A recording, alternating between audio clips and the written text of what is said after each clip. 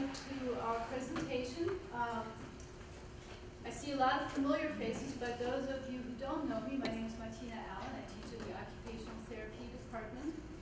And Mitchell's videotaping, and he will also be taking some pictures of the students with their equipment as they're presenting it, because we are hoping to write up a small article and submit that to the OT Practice magazine for a special edition that will come out in March, leading into April, which is OT month.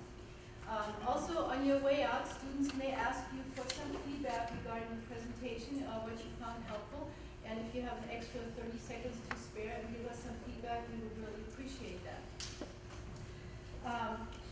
I have some resources. I'll refer to these in a minute.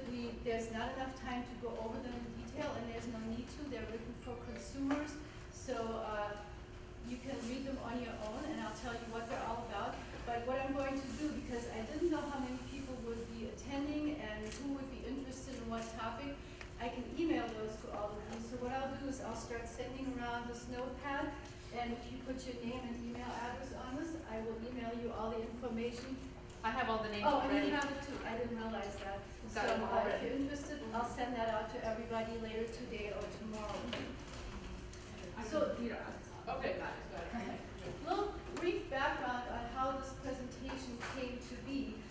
Every fall quarter, I teach a class called Occupational Analysis 2, and among the many things the students do in that class, one of them is they have an assignment where they need to come up with an idea for a piece of adaptive equipment, and they need to design it. And that can be either a prototype or something that's ready to be used.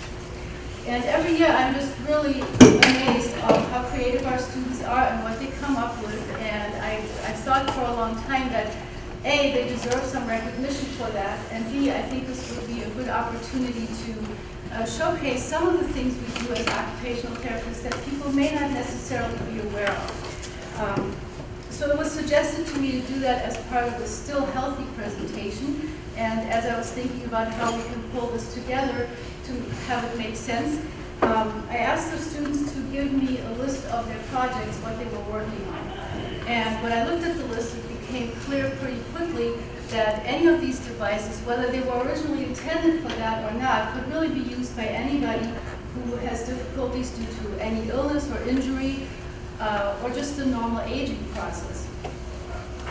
So looking at preparing this presentation, I looked at the website of the American Occupational Therapy Association, AOTA, and they have some really good resources under a category they call productive aging. These are tip sheets written for consumers. I'm going to highlight some of them here in a minute for you, and that's what I'm going to email to everybody.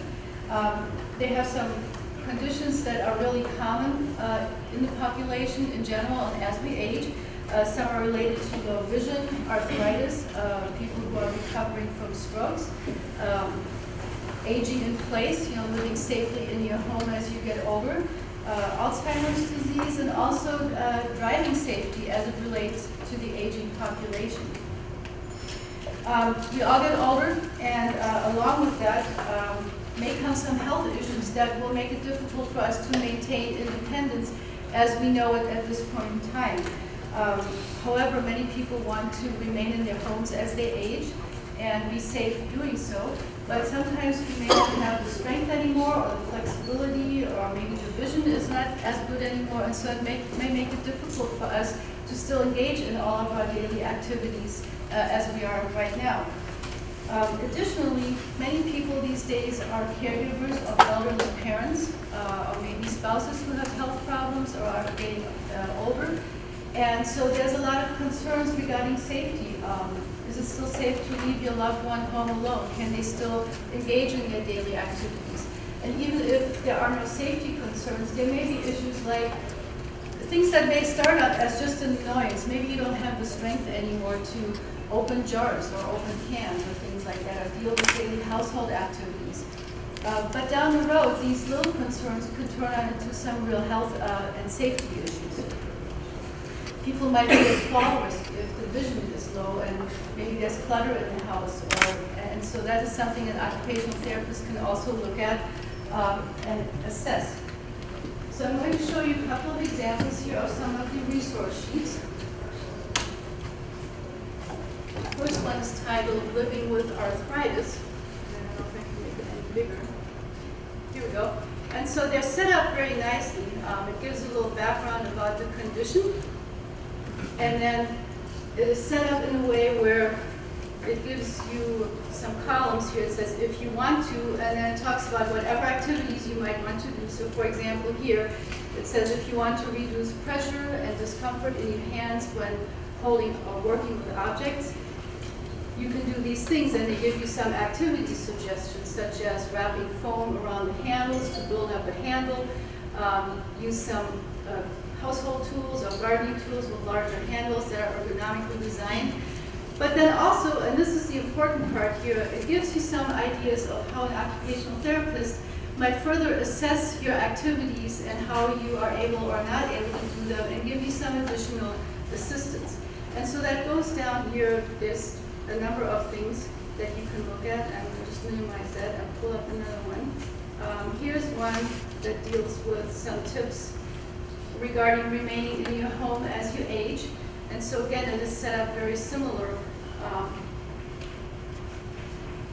So for example, here, if you want to make changes that will help you live independently and safely, it gives you some ideas, and then it talks about what else an occupational therapist can do. For example, maybe come to a home assessment, make some recommendations about modifying your environment, maybe make some equipment recommendations for some adaptive equipment or technology. And I'll show you one more real quick. This one is specifically about fall prevention for older adults. And again, it talks about some activity suggestions you can do to make your home environment safer, and also gives some ideas of what an occupational therapist might be able to do to assist you with being safe in your home. And again, adaptive equipment is a term that comes up quite a bit. And again, these are the resources I will email to everybody, and you can look at them. There are tip sheets about low vision, about stroke recovery, aging in place, and arthritis, and also Alzheimer's disease. So really, as occupational therapists, what we do in a nutshell is we try to work with our clients and maximize their functioning in any of their daily activities. One thing we are very well trained at is what we call task or activity analysis. And what that means is we can look at how you engage in your daily activities. We can ask you what is a problem for you, what are you having difficulties with, and then we can observe you while you're engaging in these activities, and we can determine either adaptive ways of doing that or using adaptive equipment. Ideally, we like to restore function by increasing strength and flexibility and mobility, but that may not always be possible. So then we might suggest some adaptive methods of doing that. For example, if for whatever reason you can only use one arm, we can teach you adaptive techniques, one-handed techniques for dressing, for example. There are one-handed techniques to tie your shoes. So those are just some examples. If that doesn't work, or in addition, we can provide you with some adaptive equipment. And that's where it gets sort of nebulous. A lot of people are familiar with what I want to call mainstream adaptive equipment, such as wheelchairs, other mobility devices such as canes, walkers, crutches. A lot of you have probably seen a tub bench before, or a shower seat so people can sit down in their shower and be safer in doing that. You might have even seen some utensils that have larger handles to enable people who have pain or decreased grip strength to hold on to objects better. And there's a lot of stuff out there that is commercially available, actually. Here's a catalog from a very well-known company, and as you can see, it's about the size of a phone book. So looking at it by yourself, too, can truly be overwhelming. There's so much stuff out there, and an occupational therapist can help you determine what might be the best fit for your individual needs when it comes to equipment. But also, despite the fact that there is so much commercially available, sometimes our clients have such specialized needs that what you're looking for cannot be found in any catalog or website. And people may not realize just how specialized we can be, and that's what I want to show you today, and that's where the students come in here in just about a minute. Last week in a faculty discussion, the term creative problem solving came up, and that was interesting because I hadn't used that term in a long time, but that's how I used to describe part of what I do. We do creative problem solving. And I think you'll see that when the students show up their equipment. Because of our strong background in activity analysis and focusing on maximizing our clients' independence, we really are creative problem solvers. So with that said, I'd like to ask our students to come up, and the first group of students, we have items sort of grouped by category. And so the first group of students will present items that are related to bathing. So you guys come on up.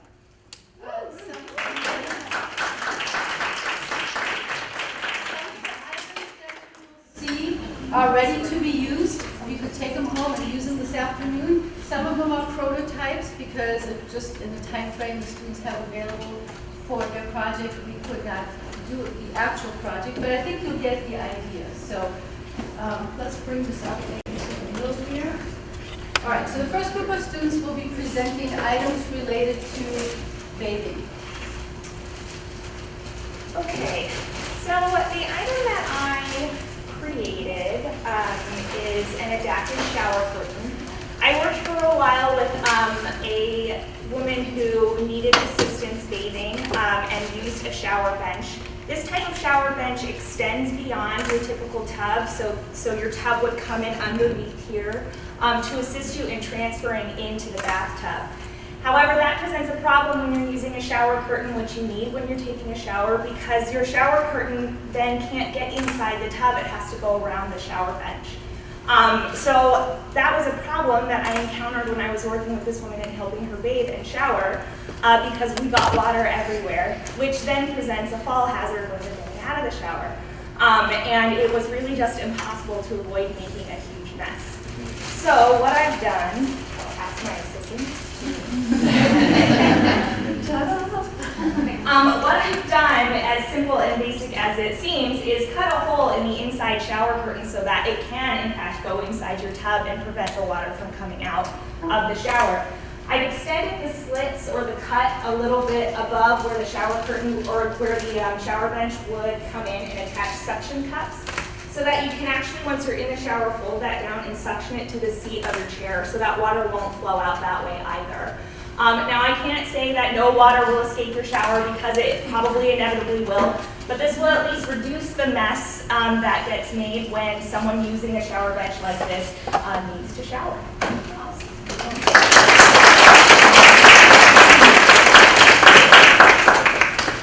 Okay, so my inspiration was from my sister-in-law who has MS. She uses a shower bench to shower, and she has a lot of fatigue, and so reaching out to get her shampoo and her conditioner and her soap up, or even sometimes she would have to stand to reach up into the hole that's cut away into the shower. And so she would get really tired showering. So I went to Goodwill on 50% off Saturday, and I got a running shirt, and it's made out of this mesh material that dries really quickly. And so I cut it up and sewed it together, and it has 3 pockets for shampoo, conditioner, soap, and then it has some little clasps so that she can actually wrap it around the handle here, like that, and then just reach in for her shampoo.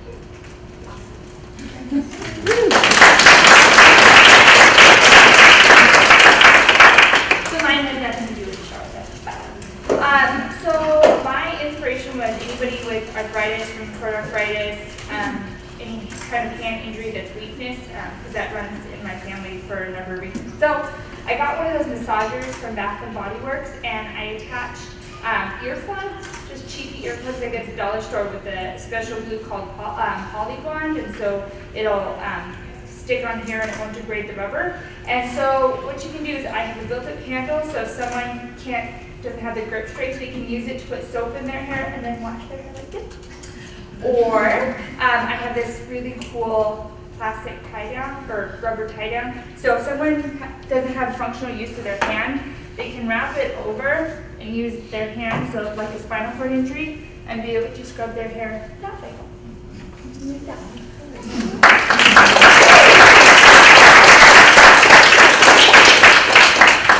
next group of students will present a couple of items related to dressing. All right. So my name's Bryn, and my inspiration for this program here at Teens was we watch a lot of videos about how to dress after you have a spinal cord injury, and it's very laborious, it's very difficult. You have to do a lot of energy conservation, and when we talk about it, we usually are using products that are a little bit ill-fitting and something that you wouldn't really want to wear. So I don't want to wear sweatpants that are 3 times too big for me, and if I'm client-centered, I want to give a product that someone who has a spinal cord injury could wear and like to wear. So let's pretend that these are fashionable and form-fitting.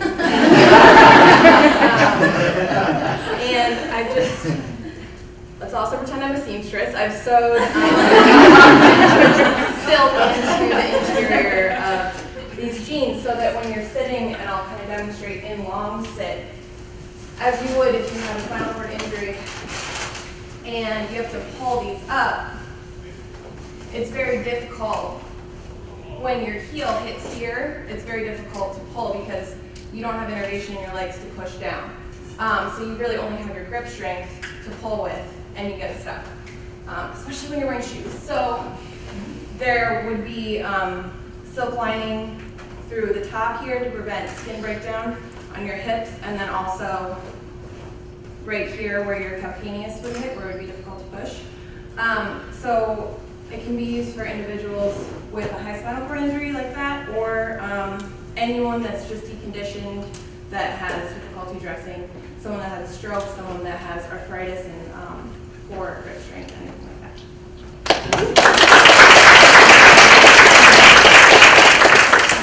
My name is Greg, and I'll tell you about my inspiration, what happened that gave me this idea.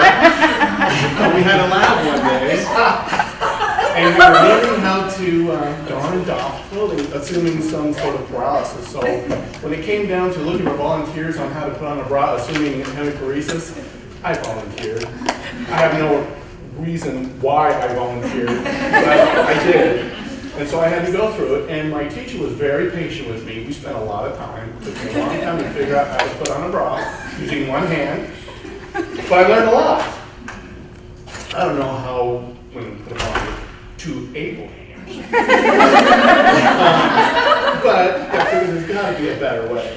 And so this is my invention when I came up with it. I'll need a volunteer from the audience. He's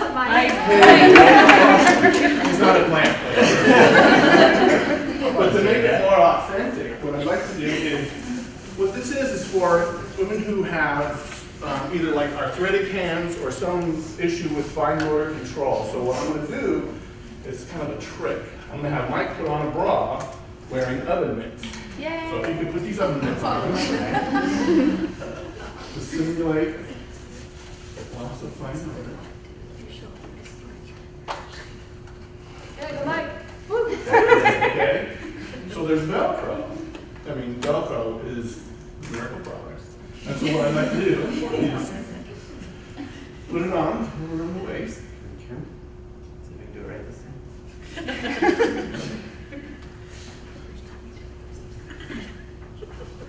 You put those in the back so you can use Velcro in the front. Can I help you? Can I help you? So let's do this. You hang on to this side. And I will. Okay.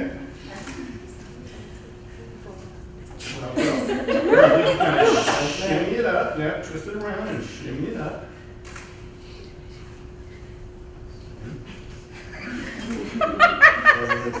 Pretty good. Okay. You put your arms through. Remember this part.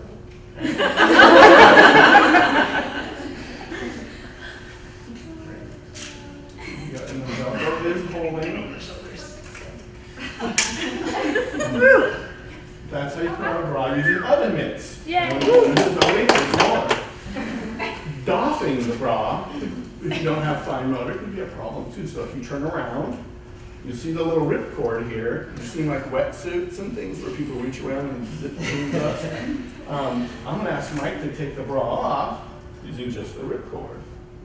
You got it right there.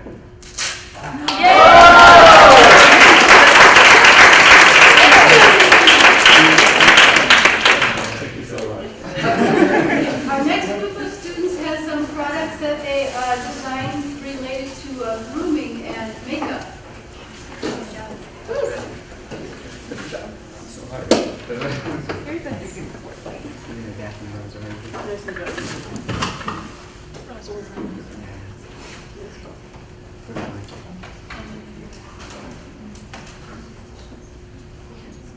Hi, my name's Shannon, and I have a makeup applicator, so I was thinking during this, when you're thinking of all the ideas, people that have poor pinch strength when putting makeup on. So I thought about a person that has arthritis, so they can just grip it like so, just put it on. Or for someone that has a spinal cord injury, it could be turned into a bracelet for easy application. Mine is also makeup, and this one I call is a makeup ring. I make it out of Velcro and plastic band. So this one for people that don't have good grasp due to like stroke or peripheral nerve injury. So they just stick the brush into the elastic band like this, and then you can apply makeup. And then this one is Velcro, so you can adjust. It's according to your finger size. It can be bigger or smaller.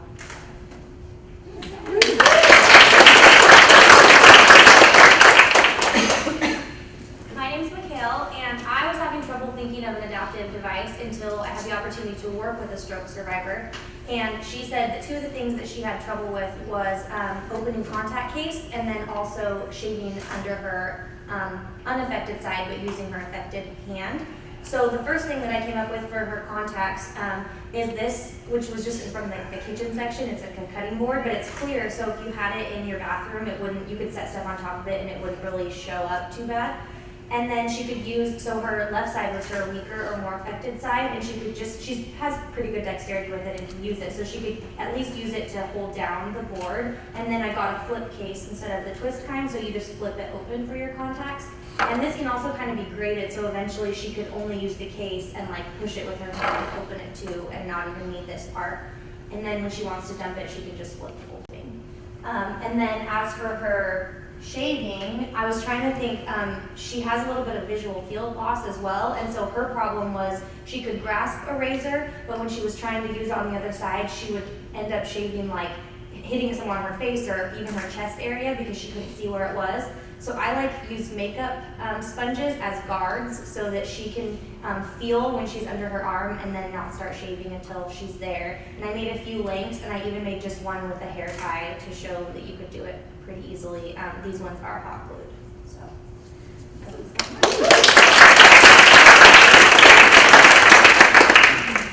Hello, my name is Allison, and the inspiration for my idea came from when we were talking about how it would be hard to don and doff earrings with one hand, or if you had rheumatoid arthritis or something that messed with your grip strength. And so I came up with the earring assistants. This is a prototype because I didn't have enough technology skills to actually make one.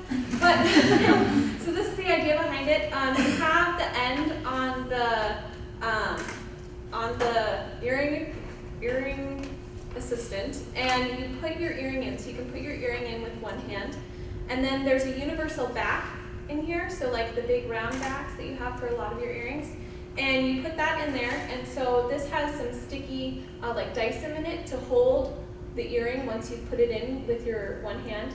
And then all you do is just pinch it, and then there's a button on the back, and it releases the back of the earring onto the earring post, so then you can wear earrings. My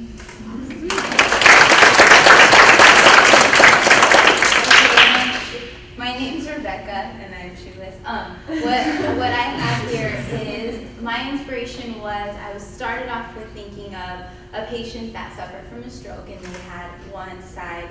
They could only use one side.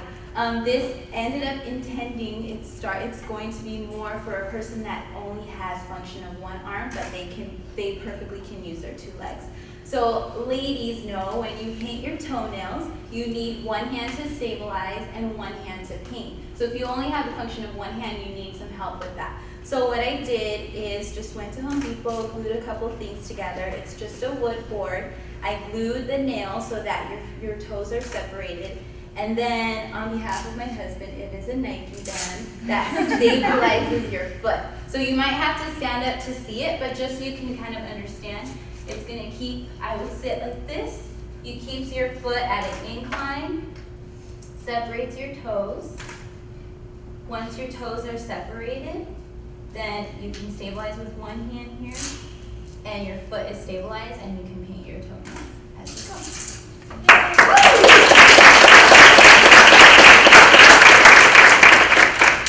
The next group of students has some items that they created for household, safety and mobility, as well as shopping.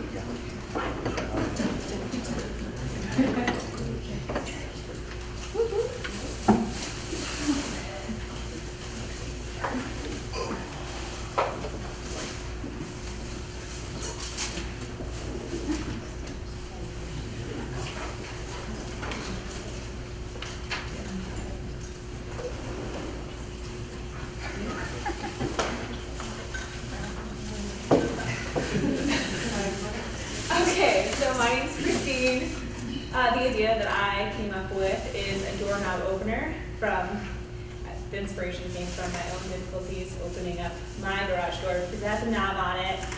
And it's really challenging to open it, to put down everything that I'm carrying, and use two hands to open it. So I would imagine if you had rheumatoid arthritis or limited hand functionality, a lever is just easier to use, and a built-up lever is definitely easier to use for anyone with hand difficulties. So I cut slivers into a tennis ball, so it is adjustable to different doorknob sizes, and you just pop it off and turn it around, and it has a built-up foam lever handle, so it's easy to use and comfortable for the client.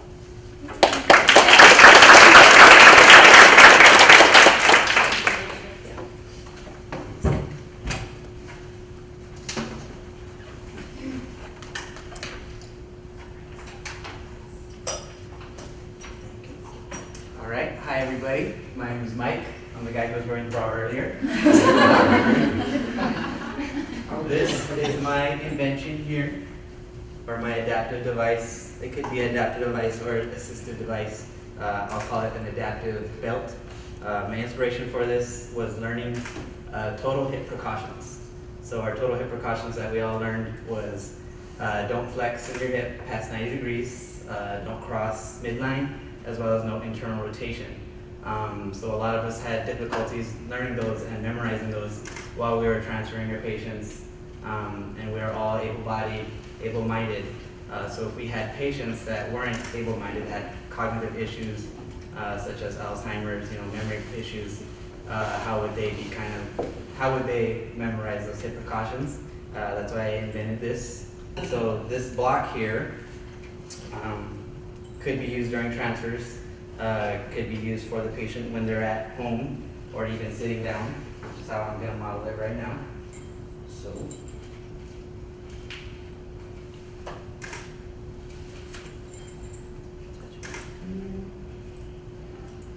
the belt just attaches like any other belt, and it kind of hangs in front of the patient.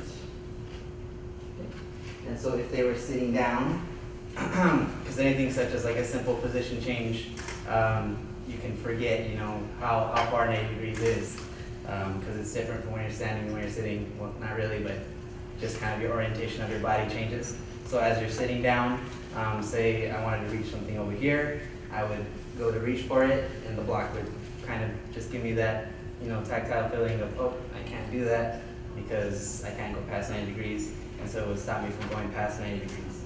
Another thing I forgot to mention, which is convenient now that I put it on, was that I did have reminders on the box. This is for a right-footed or a right hip injury. So the foot basically tells them and cues them to keep their foot forward and not to bend it in or internally rotate. And then I have arrows with the midline that indicate for them not to cross midline with that right foot. And so that's my deal.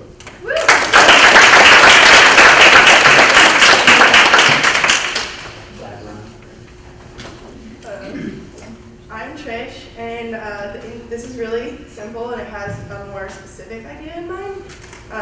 My inspiration for my project was my friend. He's a paraplegic, and he recently started independently driving again.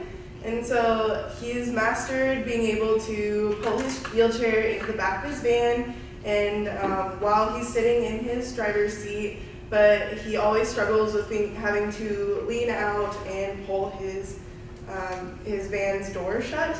And mechanical doors that close for you with a button cost around like $1,000 to $3,000 in addition to actually buying a car.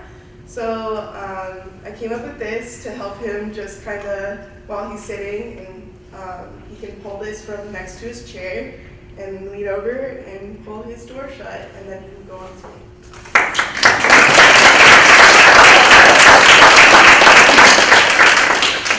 Okay, so I'm Allison. I'm going to apologize in advance. Mine is quite small. If you want to see them later, I can leave them up front. I do apologize if you were my old IDs.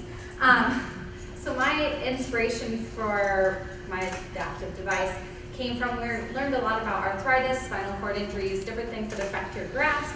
And we really worked on how to don and doff clothes, how to be mobile, basically how to get someone to function so they can go to and from places by themselves. And the one thing I felt like was kind of missing was, well, okay, sure, I can allow my patient to get dressed, they can get in the car, they can go somewhere. Most of the times we go somewhere, we spend money. We need to buy things, we need to purchase things for ourselves to be fully independent. So I was trying to think, well, we don't really use cash anymore, so that saves me because those are thin pieces of paper, but what do you do for someone who has poor grasp strength? Either a tenodesis grasp, arthritis, anything like that. It's hard to hold a card, let alone think if you're in a wheelchair and finally, yes, you're able to grab your credit card out of your wallet, what happens if you drop it? Things like that. So all I did was, I had gone to the craft store and just picked up a few various different levels and textures of items that you can easily just attach to any card. The biggest thing is you have to think of what card it is. Gift cards are easy. All you have to do is remember to avoid the magnetic strip, make sure it's still functional. IDs are a little harder because you have to make sure you're not getting in the way of any pertinent information, things like that. So one example of what you can do, oftentimes you'll see this with kids. They're little foam sticky circles.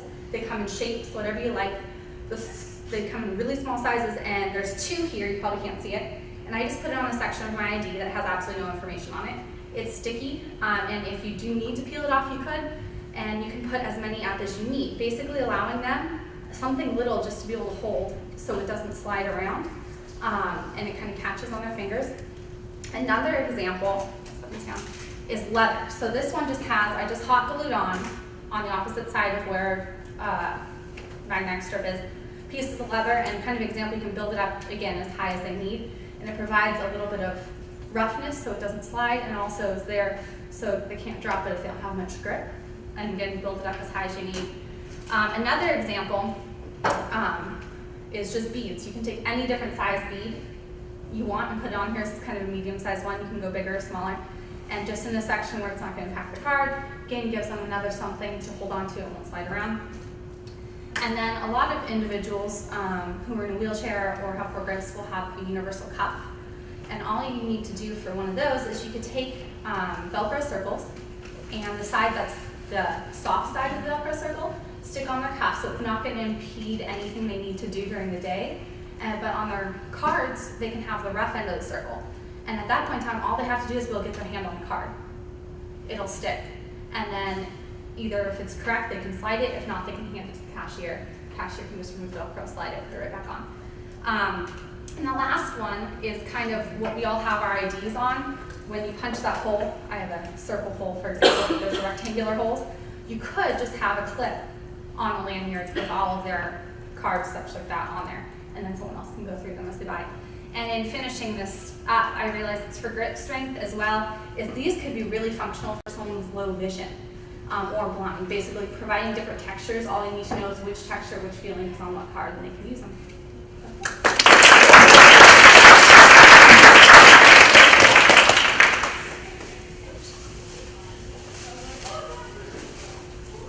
Okay, my name's Courtney. This is the hook used to help carry groceries. So if someone has arthritis or weak grip strength, then they have a larger handle. You can put their bags and carry like this, or it also has a strap. So then they can just wear it across their body, and that's also helpful. If someone only has use of one arm, then they have their arm free to open doors, and they don't have to like keep putting down their groceries and picking them back up.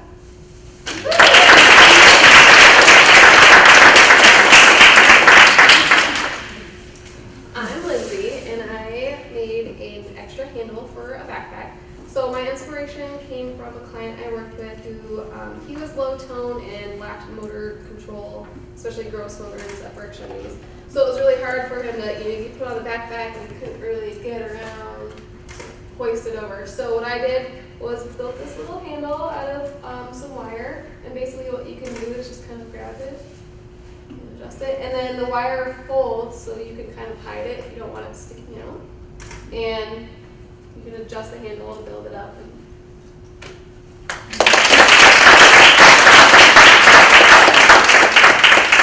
Our next group of students will present a couple of items that relate to taking care of our pets.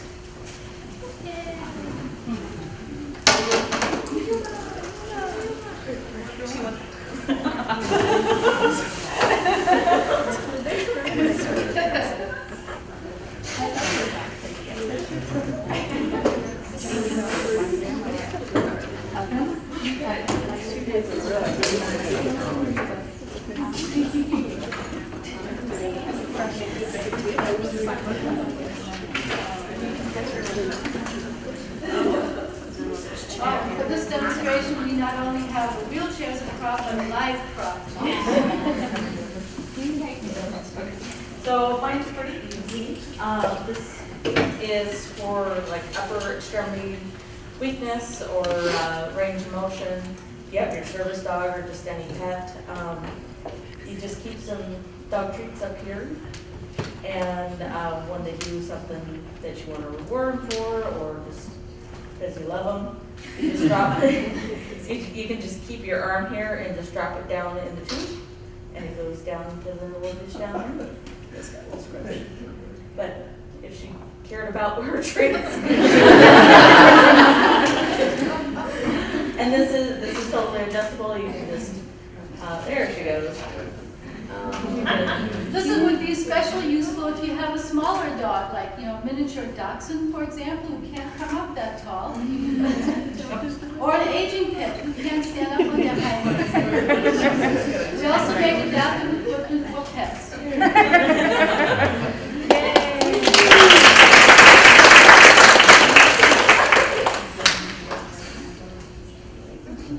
I'm Lizzie, and my project came about from spending a day in the wheelchair last year. Because when I have a cat, so something I do every day is go and poop scoop out of her litter box. But when I was in the wheelchair, it was almost impossible to roll up close enough and then be able to bend down to get her items out of the litter box. What I did was just extend the handle so I could stay seated in the chair and still be able to poop scoop without leaning forward and risk falling out. And this could also be used for someone that has back or knee problems or just low endurance, so they don't have to bend down and stand back up.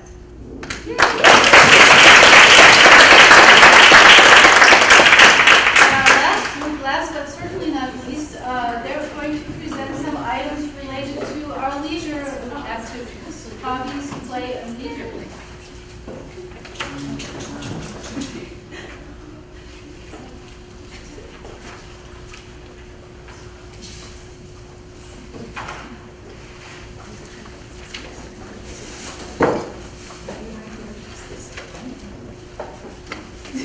I'm Jess, and Shelly and I have both come up with variations of adaptive puzzles. So I took, originally I took the hardest route possible to doing this, and so completely revamped it after 8 hours of exhaustive, ridiculous trial and error. I discovered that the easiest way to do this is literally takes minutes. And so I took a puzzle and taped paper clips onto the back of every piece, and then I have some adaptive grips that just have a magnet on the bottom, just a refrigerator magnet that's reasonably strong. And you can use any sort of built-up grip that you wanted to, really. So I've got 2 different examples here, and then you can just pick up and move the puzzle pieces pretty easily and put them down just like that. So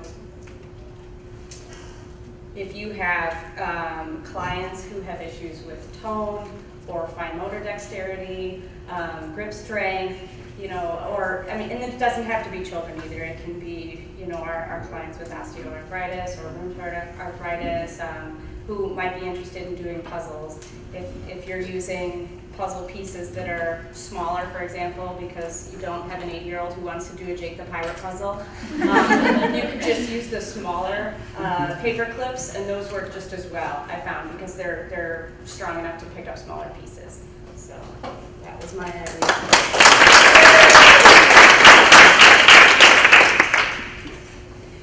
We didn't plan this either. We did have similar ideas. And my inspiration, I guess, came from thinking of a child sitting like in a wheelchair that wanted to play some games or have some entertainment, and maybe had some cerebral palsy or just had some weird tone or some spasticity in their arm. And I know with my children, if they're playing a game or something and something gets kind of bumped, they get kind of irritated. So I've got this cookie tray which works as a magnetic board. And so I did something a little bit different. I just put magnets on both sides. And I like her handle better, so you could do this, however. This is kind of all I had as a little spool. And you actually could,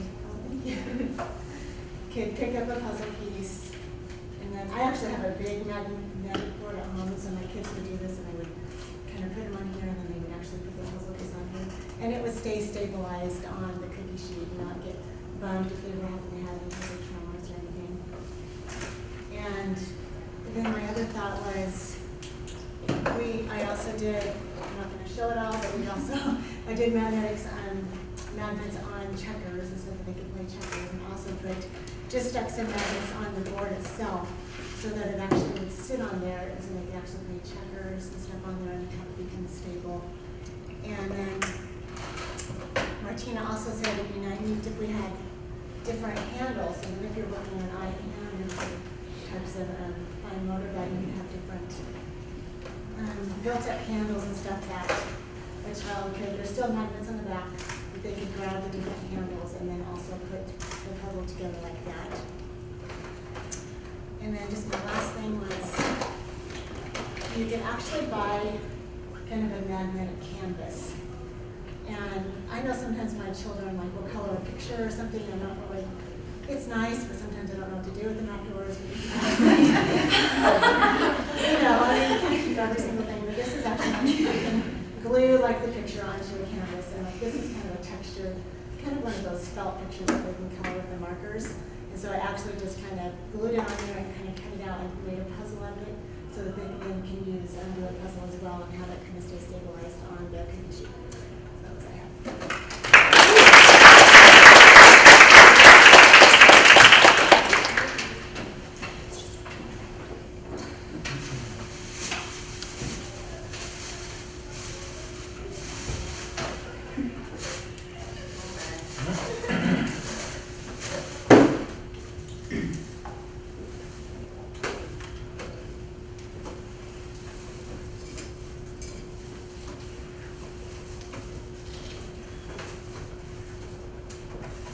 Okay, so what I have made and adapted is I thought of a tray, and I wanted to do something for, I was thinking of kids, and primarily kids that have to be in a wheelchair for long periods of time.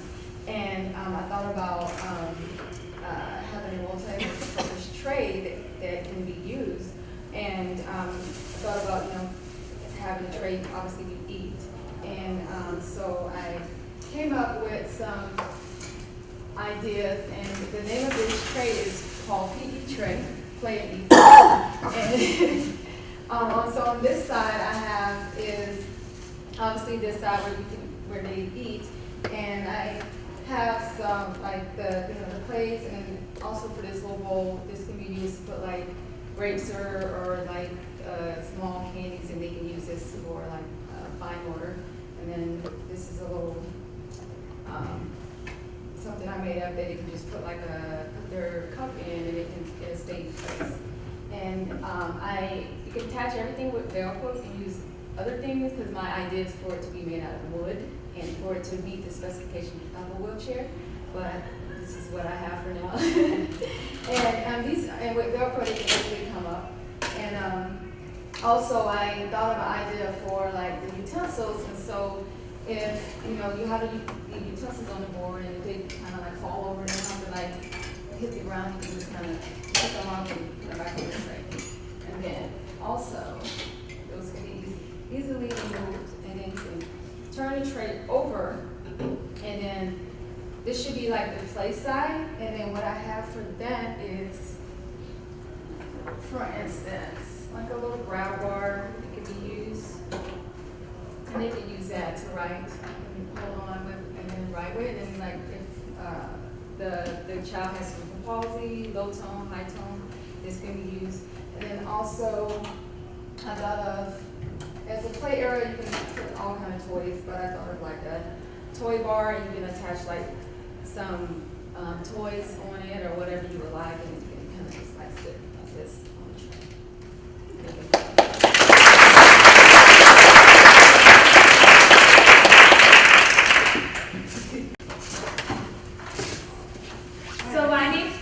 And my inspiration came from having been to the Adaptations on my first level 1 field trip, and having gone to a bunch of life care centers on field trips. And it's working with a bunch of people who are elderly, and they get cold a lot, and so they're always really good about putting blankets around them.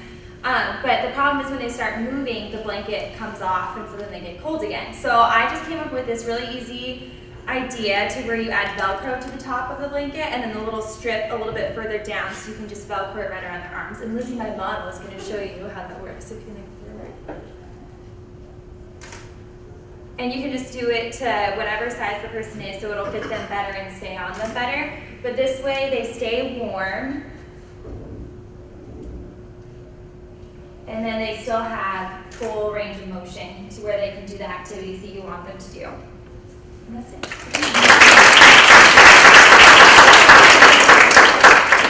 All right, so I hope that our resources that I'm going to send you together with the presentation, that gives you a little better idea of just exactly how individualized we can be in our approach as occupational therapists to enabling someone to be independent. And some of the items you saw that are really, we're repurposing items that are already commercially available for something else. And I can speak from my own experience doing pediatric home health care, that sometimes you do these things on the fly, sort of in MacGyver-like fashion, with the contents of the kitchen drawer and some duct tape. So I hope that this was helpful information, and that should you ever find yourself in a situation where you might need an occupational therapist, because you have concerns about yourself or a family member, that you will seek us out. You can find us in outpatient settings, freestanding outpatient clinics, hospitals have outpatient clinics, or home health care agencies would also be able to help you with the referral. So I'd like to thank you for coming, and just that on time. Yeah, any questions? So are you working with any industrial design group or anything like that? I mean, you have a whole bunch of ideas. Actually be refined, And then there is the issue of, well, first is functionality, second is reliability of the functionality, and thirdly is safety. So some of them could be, add to the problem rather than solve one, True. But anyway, that's besides the point. So are you working with any industrial design group, or No, do you have resource like that? There is an equipment company that every year holds a contest that I'm aware of, where people can submit things and they can be manufactured, but I have not pursued that. I'm not really sure how you would go about doing that. Well, but ASU has a whole department in that field, and then there's a bioengineering department which is doing projects similar to yours, with wheelchairs and things like that. So if you ever have any interest, you let me know. Well, that's interesting. Your point is well taken, though, about how sometimes the equipment can be more of a hindrance. And one thing I do teach my students, too, is we talk about that if it's at all possible, it is ideal if you can, rather than using equipment, teach someone adaptive ways and methods of doing something. Because what if you forget your equipment? You don't have it with you, then that's not helpful. But sometimes you need a piece, and I'm not saying everybody should have 10 or 12 pieces of equipment, but sometimes just one piece can make a big difference in someone's ability to remain independent and safe. Are there any other questions? All right, thank you.